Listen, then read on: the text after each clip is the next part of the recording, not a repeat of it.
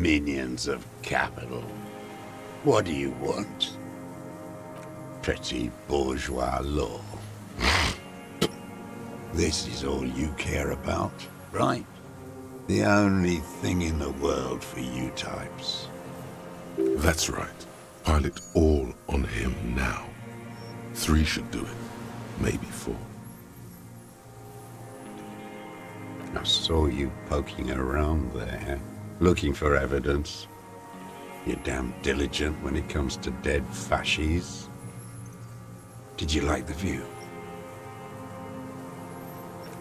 You had direct visibility. There are embrasures in the concrete, specifically meant for a top follower to use. And you had a long-range rifle in your possession. You have been here a long time, Mr. Dross. Too long. You need medical aid. I'm ready to die. I've done my part. Because it's a sniper's nest, you stupid fuck. Radio Gosh is right. You have worms in your brain. Almost. He almost burst out there. Keep piling arguments. Anything. Everything is brands with you individualists. Who cares what brand my shoes are? Sansa? Some shit. Show me the souls, please, Mr. Dross. Fucking imbecile. The maker is called Sensory. You see their V-shaped logo, but can't make out the size. The size fits, but not the soul.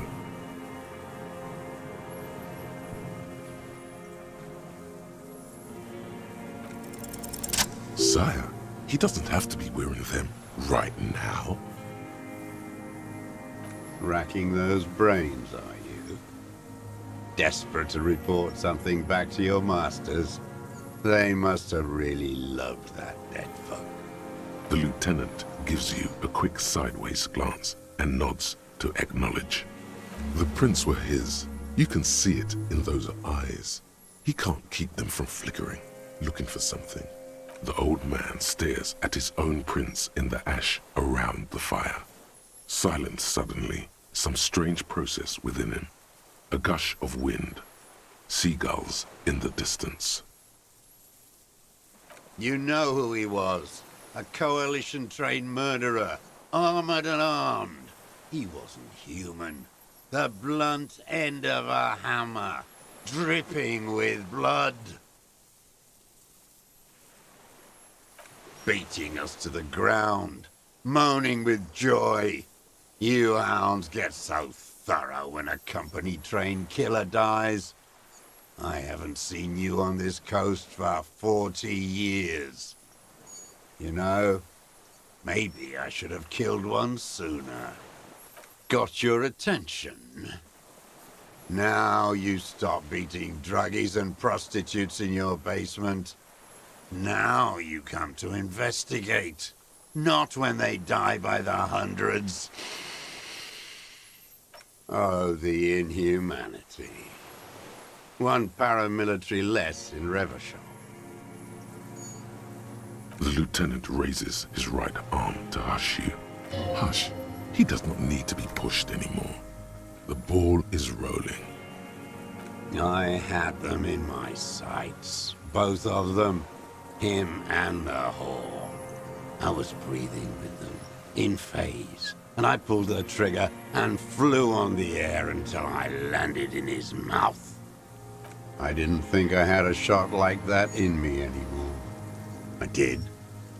I saw him kneel there with his mouth full of death, and that stupid look on his face. And his dick still in her. Nothing. I went to sleep. Next morning there were Maybells everywhere. The world was white, or what's left of it anyway. My last spring here. I knew the fascists would come to avenge their own. And so they did. Mr. Dross, are you aware you're confessing to murder? Yes. And you were looking at Dan, the victim and a young woman, having sex, through the scope of your rifle that night, before you shot him? The old man nods. Why? Because that's what they were doing. The motive. This is where the motive is going to come from. You can coax it out of him. The lieutenant's preparing the ground.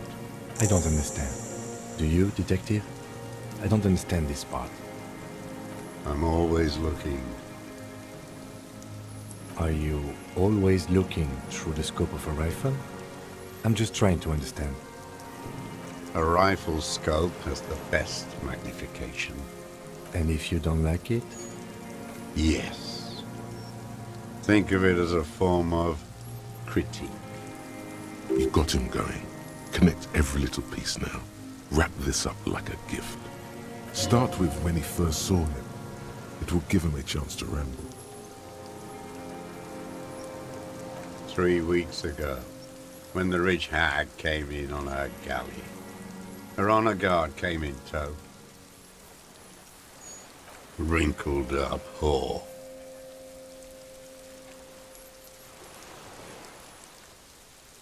They moved into a deserted apartment above the roundabout.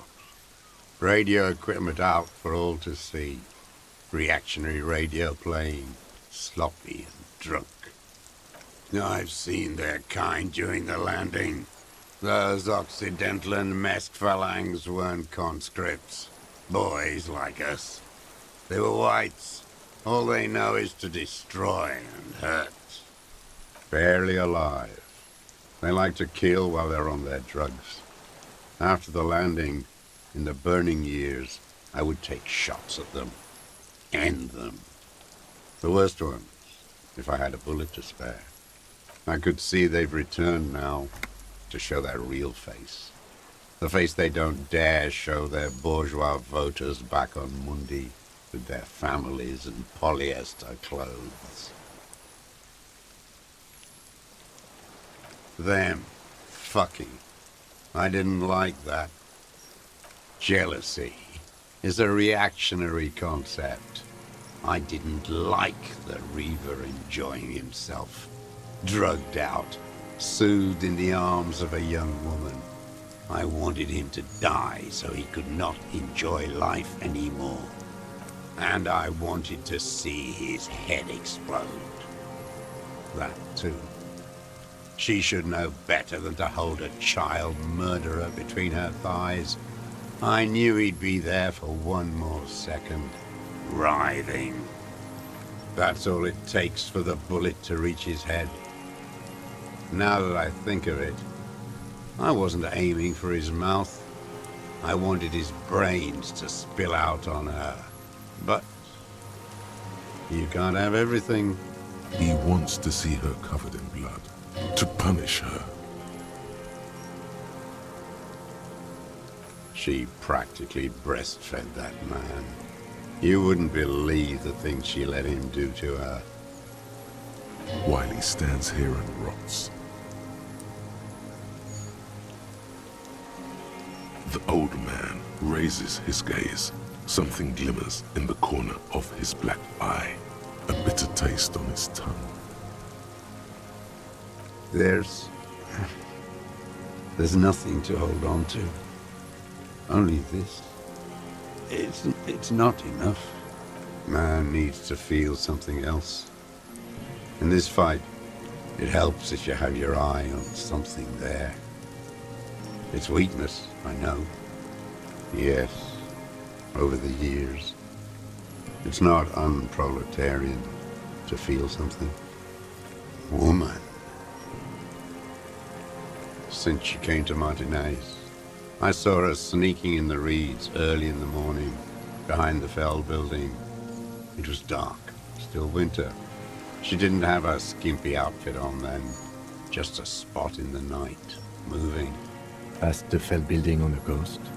What was she doing there? Hiding something in the water. She had a fag after she'd done it. I was up in the ruins there. She couldn't see me, but I could see her, smoking. She was nervous, but not scared. Her passport and tickets to Villiers, and from there to Cachet Brut. Yes, after she'd gone. It was a submersible. Well made, actually. Sloppy. We should have gotten her to tell us about this. Did you take the documents? No, I put them back. Why would I take them? I'm not going to phone. Oh, I mean... I did. She had a face like an archipelago, with those birthmarks, and a body hard and lean and bruised all over, black and yellow. I could see she's taken a beating. I could see who she was, too. A spook, on the run. Revishal's the cloaca of capital now. All the bagmen and arms dealers end up here to do drugs and have sex like animals. You could tell she was a spook from the documents? She had different color hair on the photo, and glasses. Forged. Some sordid bourgeois affair. I've heard about this kind of thing on the radio. I'm not blind, am I?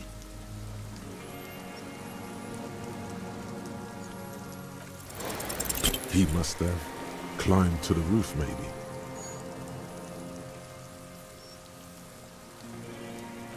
I have my ways. You've been through the secret route behind the whirling rags. Those were your footprints. You just changed your shoes. I've been through all of Martinez. Every nook and cranny. Thank God, the lieutenant is picking it up. But that nook too? Yes, that too. The things they did in that little room. What she'd do to feel good. Funny the way light works. You turn it on inside, and it gets so dark out, you can't see a man looking in. I learned that in the 20s, when they were still hunting me. I've seen people do some shit, but... You hear the familiar scribble of the lieutenant's pen. A quick glance at you. One more loose end down. We're doing this, detective. How did you get in there? The hidden pinball workshop. I can just walk in there now after a good wash. I told you, they think I'm an antisocial. Closing hour is a good time. The kitchen's empty. You had to open the steel door in the kitchen? How? I got that open a long time ago. Some bourgeois game merchant lived there. I don't know, 15 years ago. He left spare keys all over, and I took one. Then I saw her turn the light on one night in my scope.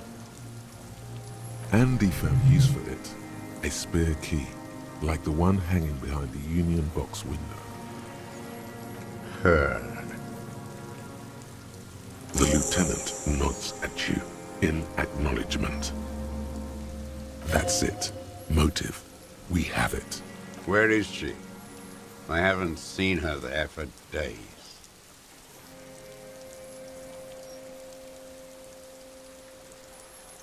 Gone. I knew it. She kept staring into the scope this last week, at the island, like she knew. She'd look, at night, crying or smoking on the roof, staring right into me. It doesn't matter. Across the water, on a dilapidated jetty in a nameless village, made of grey cinder block houses with Eternite roofs, 2 police officers and 1 special consultant look across a narrow strip of sea. He's there, doing what exactly, I don't know. Satellite Officer Vic Mayer points at the ruins, behind that anti-aircraft something. That's why we can't see him. Special Consultant Heidelstam is optimistic. We'll see the boat when he comes. Let's go get a coffee until then. I know this interesting little place. Where? His voice. As the men go, Patrol Officer Minnow looks back over her shoulder at the crumbling fortification in the rain, like a rotten tooth rising out of the water. Good luck, Harry, she thinks. You need something good for this. We could get more. We've got him talking. Who knows what he's seen and done over the years? You could get more out of him. He likes talking. tragic comedy. Druggies, prostitutes, and rentiers. Specifically, the whole city is a charnel house, stripped clean and draped in neon. But Martinez is the worst. Because of the racists. Everyone is a racist in Martinez. It's their favorite thing to do in the whole world. Listening to race-themed radio shows. In the ruins, in their lorries. Pumped full of steroids and Radio Revachol 92. Race this, race that. It's all sanctioned by that Social Democratic Union and the farce of a Social Democrat who runs it. Yes, the fly larva in his container. He let some nihilistic advertising yuppies erect a statue of Philippe III, a syphilitic murderer, on the town square, to spit on the working class. Not since the serfs of ancient Pericarnassus has history produced a more inert social class than the Martinez proletariat. The rest of Revachol at least pretends to rebuild.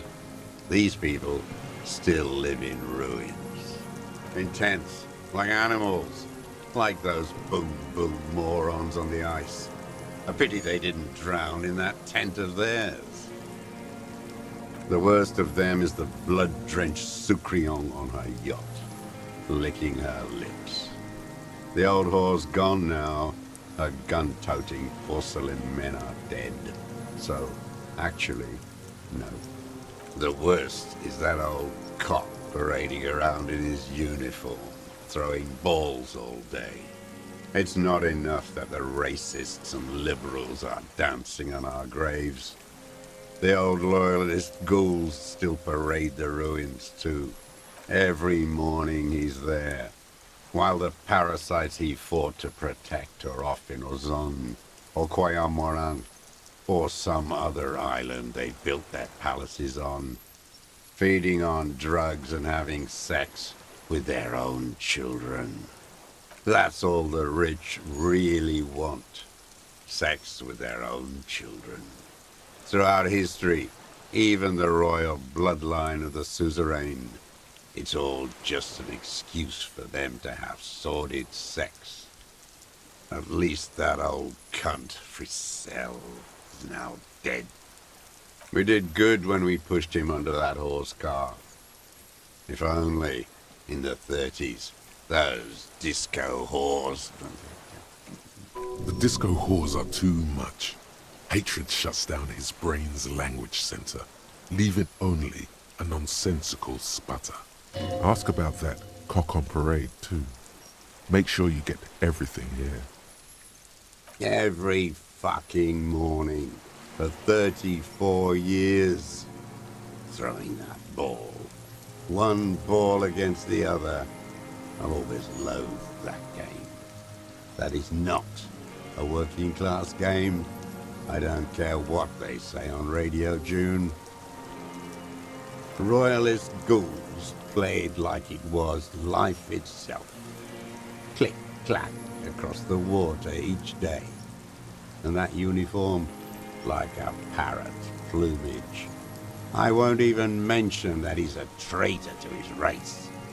A petanque maniac race traitor. I remember him. I remember him from La Noce.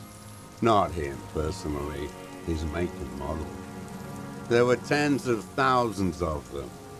I thought we took them all out before the liberals came to their rescue. We missed one, that one. Fat and plump, like a pheasant, just begging to be popped off.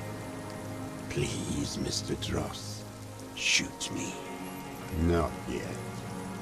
I like to look at him strut around, place the crosshair on his medals, right on his face, and just fiddle the trigger. Think about it. Let the bomb melt in my mouth. Save the treat for later? He is a juicy bonbon, that one. A real treat for the black day. The blackest. When I put that gun in my own mouth, I think, no, don't waste it. Put this lead in that cock grenade. For the boys he killed. And then I look at him throw those balls, and I suddenly feel better. I even hid one bullet, so I'd always have one for him. Haven't seen him there lately. Must be down with arthritis. Oh, cunt. Momentarily, he's worried for him. He reminds him of himself. The same hatred. The same. You try to think of another thing, but no. It's just the hatred. They are veterans of the same war. Somewhere west in Coal City, his enemy is lying in a dark room on a metal slider, not breathing, like he will too, soon. Half of the war between these men is over.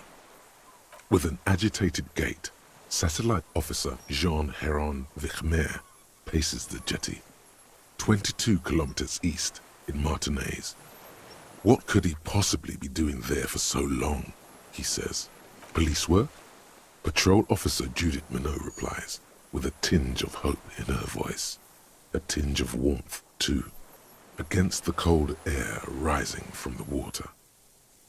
Horse. Another hideous disappointment. Unions are the real enemy. The true enemy of the proletariat. Placating the masses. That deformed toad? I wouldn't expect him to wipe his own ass. I mean, the brains of the operation. The smart one. That mobster toad couldn't run a shithouse. He has no political education. His twin, Edgar Clare, that one's been to one of those East Revachol universities. He talks a big game about uprising and alienation and so on. He's been sweet-talked by this Edgar. They must have met in person for such animosity to have developed. You can't live alone. The Clares wouldn't miss a man hidden in their own backyard. Not all this time.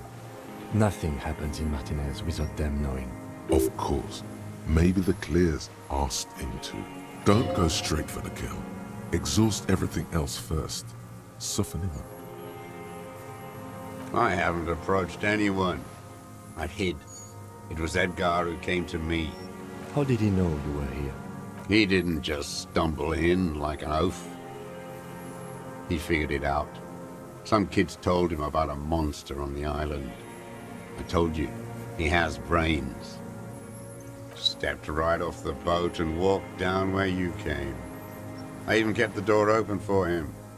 Thought he was a man of the left. Wouldn't rat me out. I was right about one of those things. 20 years ago. Neither of them could walk now, could they? They were less fat then. That's around the time the Clares came to power. Edgar did the talking. Paid his respects like I were a fossil in a uniform. Offered platitudes about the struggle. Flaunted his pink degree. Even quoted Marzoff. Never trust a social democrat who quotes Marzoff. Oh, and charity too. They love their charity. Offered me blankets and social housing. I still have the gas cooker he brought. Let me be here. The ZOC is an unlawful successor of the Commune of Revachol. We took this fortification from the Loyalists. Even the Clares understand this. You know why I killed that fucker, Dwat. As to Edgar, I'm not doing anything for that swine again. Again? What have you done for Edgar before? Tried teaching him some Marzovian socioeconomics. They didn't stick. We parted ways. Oh no, the connection doesn't come to you on such a pivotal moment. Dumbo, do something. You can't zone out now. This isn't Doodaloo dance time.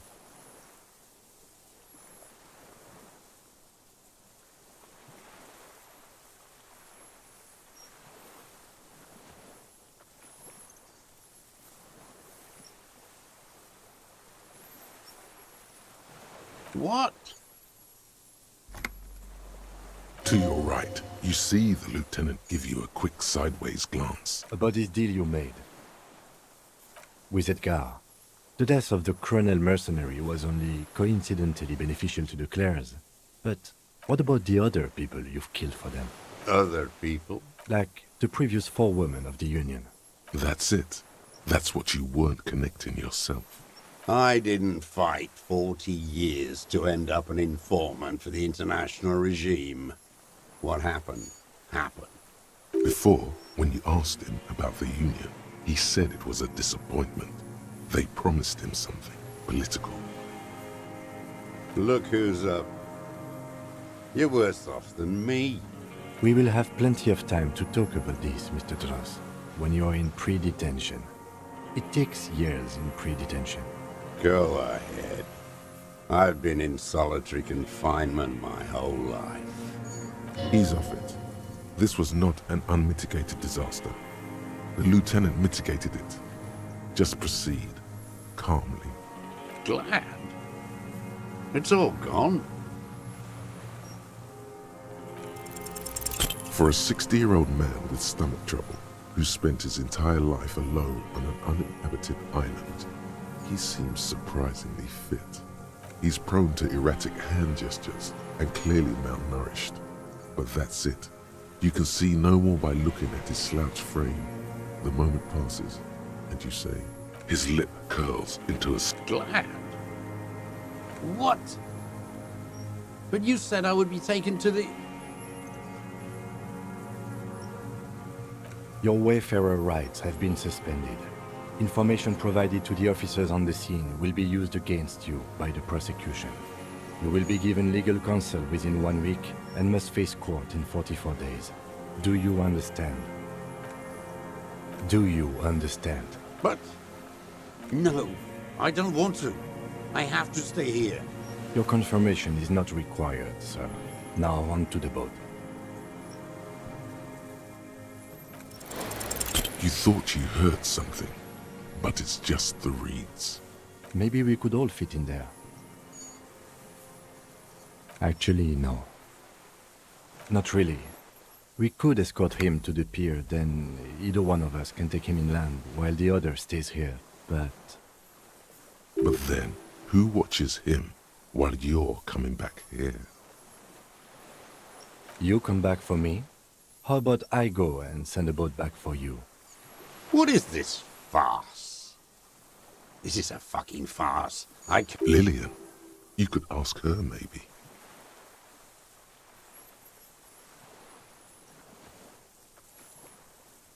This is no harmless old man. This fucking world. This world. What is this?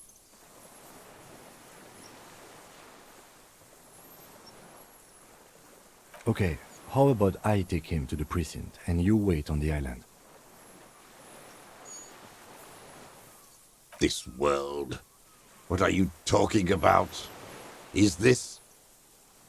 us? Your skin is crawling suddenly.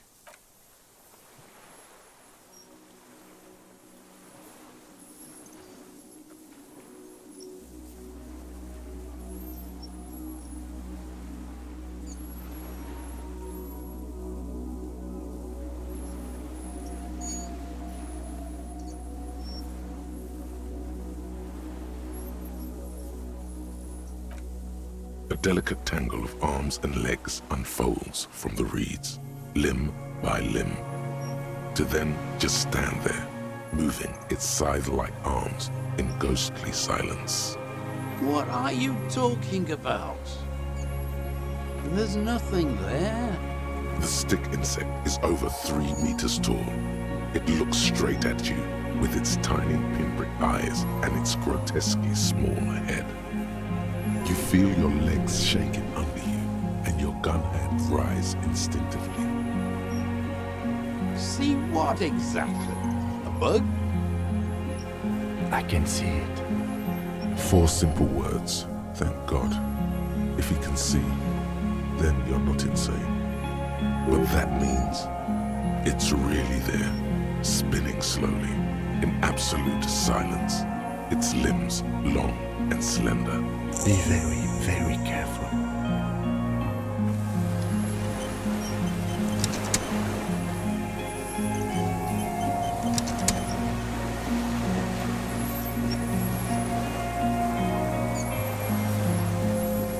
The creature stands on long stilt-like legs, antennae hanging from its head like a woman's hair, white and curled at the tips. It is no more than 5 steps away from you. The segmented antennae move with apprehension, searching for something. You, reed-like tufts stick out of its joints. As the insect moves its forearms, it produces a faint hiss, like a reel-to-reel machine spinning after the tape breaks.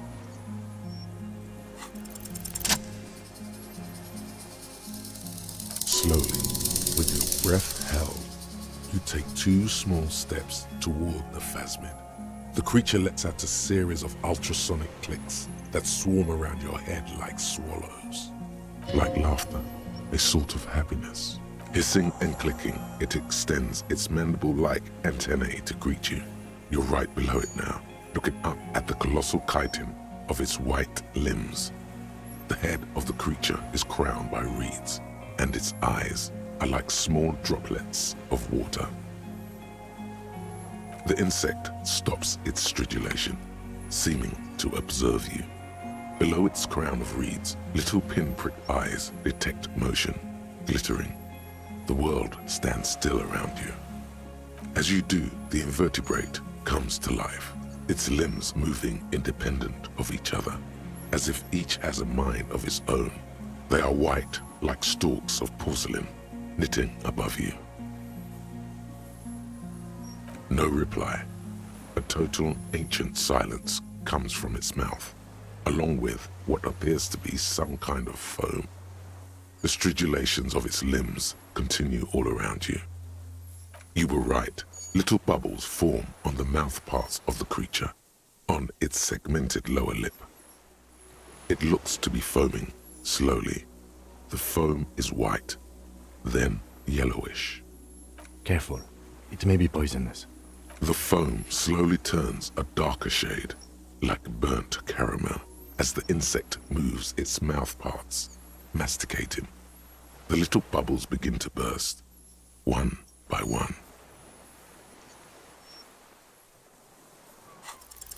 I exist. Tell me what it's like for you. Then I will tell you what it's like for me. What is your illness? For me, it is not like that. I have states, not the emotions. For example, I experience excitement at unexpected sugar rewards. But that is not important. Now I will tell you how it is for me. For me, it is a series of half-lit images, a kind of darkness, being intruded upon, transient, dim, moist. I am an unknown species of the order Phantasmadia, endemic to the Insulandian Isoma.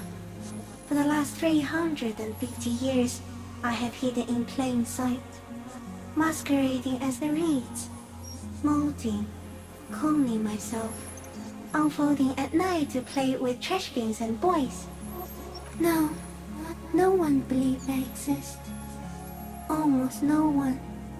Until you came, detective, dripping off blood that smells like strawberries, across the calm sea, the first in 1,000 years. I have stayed hidden through 4 forms of government and 2 scientific revolutions, until I was accidentally discovered by a detective of the citizen militia in Rebelshop, district of Martinez, March 51. No, you are the miracle. The moral of our encounter is, I am a relatively medium life form, while you are extreme, all-engulfing madness. A volatile simian nervous system, ominously new to the planet. The Pale too came with you. No one remembers it before you. The Nidarians do not. The radially symmetrics do not. There is an almost unanimous agreement between the birds and the plants that you are going to destroy us all. You're a violent and irrepressible miracle. The vacuum of cosmos and the stars burning in it are afraid of you. Give me enough time, you will wipe us all out and replace us with nothing. Just by accident. We suspect it will be something like the oxygen holocaust that wiped out anaerobic life 2.6 billion years ago, when organisms first started breathing. Only much worse. Also, very, very dangerous. It doesn't look like that, no. You're just staring at it. Okay. Is it somehow related to the case? I think we should take the picture, and then you should back away from the unstudied species. No, there is one more.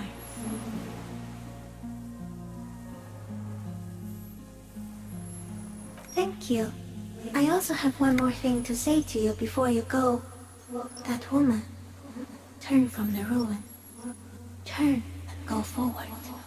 For all mankind. You cannot lie to me. Behind you, it smells of fires. So awfully far you were prepared to go in her presence. And it. She was hell on earth. It doesn't take a 3-meter stick insect to tell you that. Okay.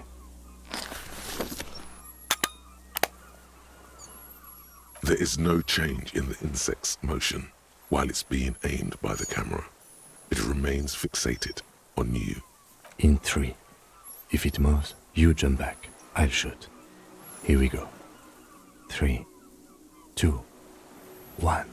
The shrill flash of the camera cuts the air like the blade of a sword. The phasmid freezes in its bright light. Head turned toward the lieutenant, hypnotized by the flash. It stands frozen before you. I got it. For all time. Don't say it. Are you sure? This may be the only chance you get to touch it. A shudder pulses through the creature's limbs. It jolts back to life, like a record continuing where it left off, in a swaying, praying motion. Even the small black pearls of its eyes do not stray from you. They are filled with adoration and curiosity. The adoration of some wheel or dominion spinning around its parent deity, and the curiosity of a common wasp tasting sugar in a fizzy drink. As you're turning away, the phasmid mirrors your movements, stepping on the water, the long limbs carrying its feather weight without breaking its surface.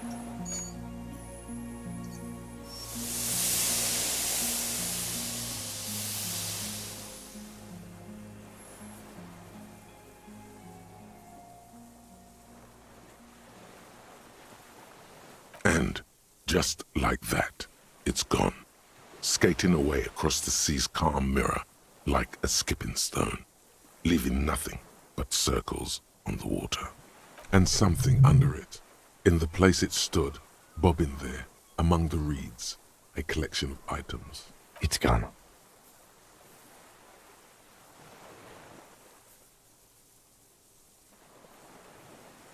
Looks like a nest of some sort. We should have a look.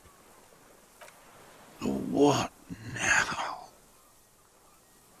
In some kind of strange, semi-catatonic state. Our suspect is not looking so good. We need to check on him.